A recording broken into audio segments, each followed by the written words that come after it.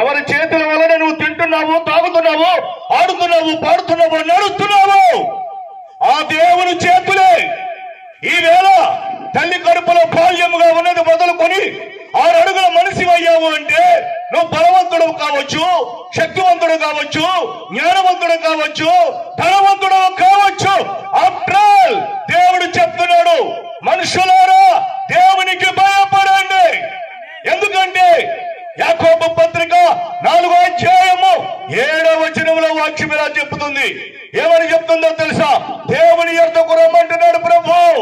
దేవునికి లోబడండి, అపవాదిని ఎదిరించండి. దేవునికి లోబడండి, అపవాదిని ఎదిరించండి. ఎందుకు అపవాదిని ఎదిరించాలి అంటే అపవాది మీ హృదయాలను కఠినపరుస్తున్నాడు. ఏం చేస్తున్నాడు? ఈ గ్రామంలో అనేక మంది మనుషుల హృదయాలను కఠినపరిచేది ఎవరు అంటే అపవాది. దేవుని సన్నిధికి రానివ్వడు, దేవుని మాటలు విననివ్వడు.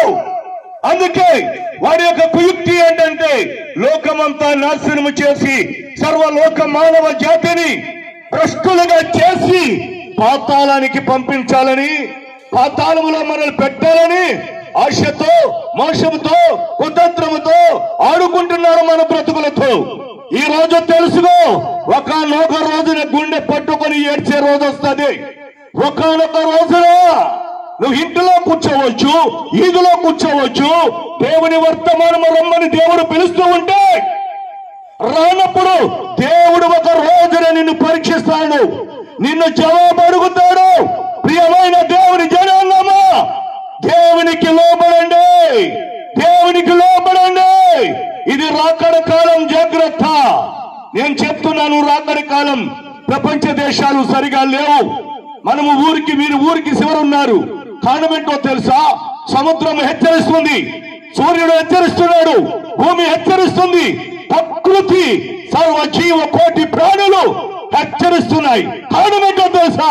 ఆ దేవుడు, ఆ ప్రభువు వచ్చేస్తున్నాడని మనుషులకు హెచ్చరిక లేదు. సూర్యుడు చెప్తున్నాడు, యేసు ప్రభు రాకడ వచ్చేస్తుంది. భూమి చెప్పుతుంది, యేసు ప్రభు రాకడ వచ్చేస్తుంది. సముద్రము చెప్తుంది, జంతువులు చెప్తున్నాయి, జీవకోటి ప్రాణులు, సమస్త గాలి, నీరు, అన్ని మానవుల బుద్ధి లేని మానవులారా, బుద్ధి లేని మానవులారా, బుద్ధిహీనులారా, ఆ ప్రకృతి మీతో మాట్లాడుతుంది. ఇప్పుడైనాను ఈ నీ దినమందరూ నువ్వు మారు మనసు పొంది పశ్చాత్తాపడి నీ జీవితాన్ని మార్చుకుంటావా? సరే, ఆదిగో ప్రళయం వరే వచ్చేస్తుంది దేవుని రాకడ. ఈ మధ్య కాలంలో సముద్రంలో నుండి ఒక వింత జంతువు వచ్చింది. దాని పొడుగు హైదరాబాదు ఎంతైతే ఉన్నదో అంత, ఇంకా కొంత భాగము సముద్రంలోనే ఉందంట. సముద్రంలో కొన్ని జంతువులు బయటకు వచ్చేస్తున్నాయి. సముద్రం యొక్క అట్టడుగున ఉండవలసిన ఆ జంతువులు బయటికి ఎందుకు వస్తున్నాయో తెలుసా? ప్రకృతి మారిపోయింది మానవులారా.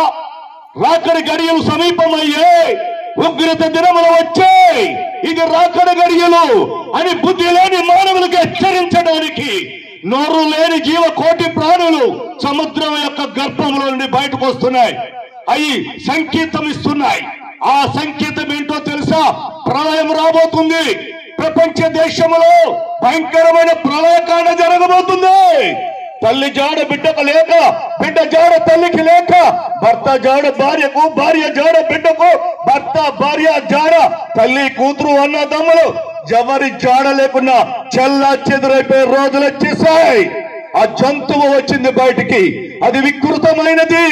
ఆ జంతువు యొక్క చేష్టలకి మనుషులు భయపడి భవనాలు వదిలిపెట్టి వెళ్ళిపోతున్నారు. చెప్పండి, ఏమవుతున్నారో తెలుసా? వారు కట్టుకున్న భవనాలు, వారు కట్టుకున్న ఏసీ, భయంకరమైన రూములన్నీ వదిలేసి బట్ట ముక్కలతో, ఇలా కట్టుకున్న బట్ట ముక్కలతో అరణ్యాలకు వెళ్ళిపోతున్నారు. ఆ జంతువుకి భయపడి బయటకు వెళ్ళిపోతున్నారు. దేశం చాలా ప్రమాదకరంగా ఉంది.